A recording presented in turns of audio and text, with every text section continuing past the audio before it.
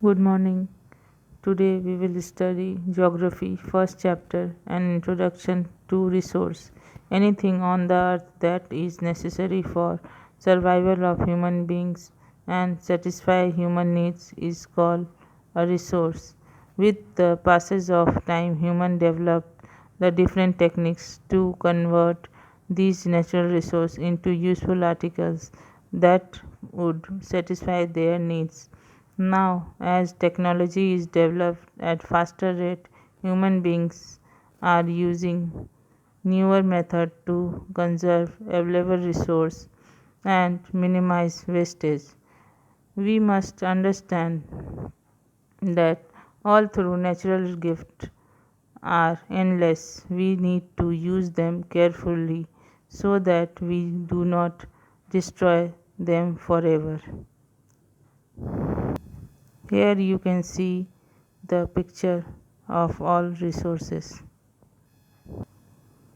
Types of resources. Our beautiful earth is full of resources. They are classified into three types: natural, man made, and human. Natural resource. Natural substance formed found on the earth that are used without much alteration is called natural resource. Water, soil, mineral, natural vegetations are all natural resources. Some of these resources can be used directly, like water, air, fruit can be used directly, while minerals have to be separated from ore.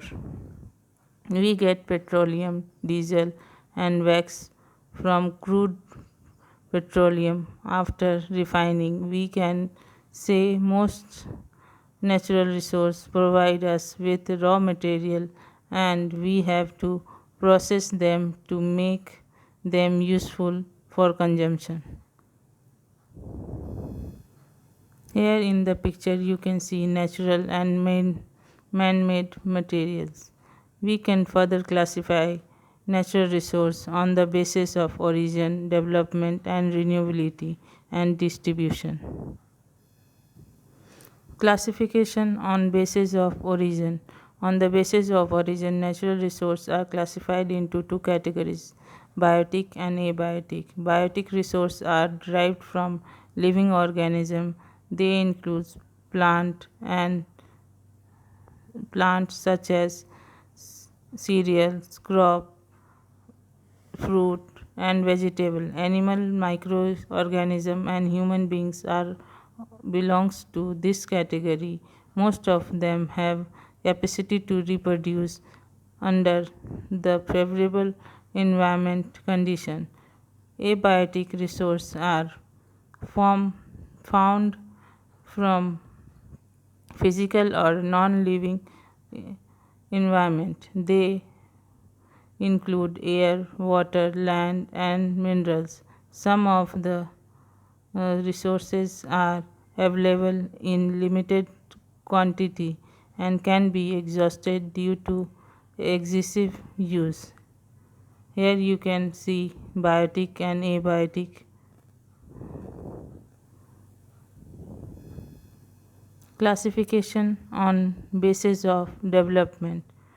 Actual or developed resources are those resources whose total quantity and quality are presently known and which are already being used by human beings. Natural resources like coal, petroleum, uranium comes in this category. Some factors that led to the development of these resources are the need of people, technology, and economic usefulness. Potential resources are those resources whose total available quantity is not known at present. They can be used in future. For example, in Africa, various waterfall can be used in future for generating hydroelectricity. Hence, these waterfall can be useful in future. Here you can see picture of dam. Classification on basis of renewability. Renewability, inexhaustible resource have the capacity to reproduce, regenerate, renew by natural process within a short span of time. Air, water, solar energy, animal, plant, and human beings are the best example of such resource. Some of the resources are unlimited, like sunlight, water, and wind. Non-renewable or exhaustible resources are available only in fixed amount. They do not get replenished by natural process, coal, natural gas, petroleum, and minerals like iron and copper. With the help of technology, we can recycle them or recycle some of minerals like gold, silver, and iron, but fossil fuels cannot be recycled. Here you can see renewable and non-renewable resource. Classification on basis of distribution. Resources are not equally distributed all over Earth. So on the basis of distribution, they can be classified into ubiquitous and localized resource. Ubiquitous, they are resource found anywhere, example air, wind, and sunlight. Localized resource, they are resource found at certain place, for example gold, silver, copper, coal, and iron. Many physical factors such as soil, climate, and altitude are responsible for distribution of resource. Human made resource. These resources are created by human being for minerals available in the material available in the environment. Machine, tools, buildings, and other infrastructures are all example of human made resource. Technology is also an human made resource. Human beings are an important resource. Through their knowledge and skill, they can make the best use of natural resource. They can discover, exploit, develop, convert the available resource into useful product. Therefore, if a country wants to progress, it should first develop its human resource. Here in the picture you can see how to develop human resource. Conservation of resource. Using natural resource carefully and give them time to get renewed is called conservation of resource. All resources should be used wisely. In early time, the population was low and the human needs were limited. They could be fulfilled all their needs from the surrounding. With the scientific and technological advancement, human beings started using resource on the large scale. Due to misuse and overuse of the resource to satisfy human greed, the quality of air, water, and land have been distorted.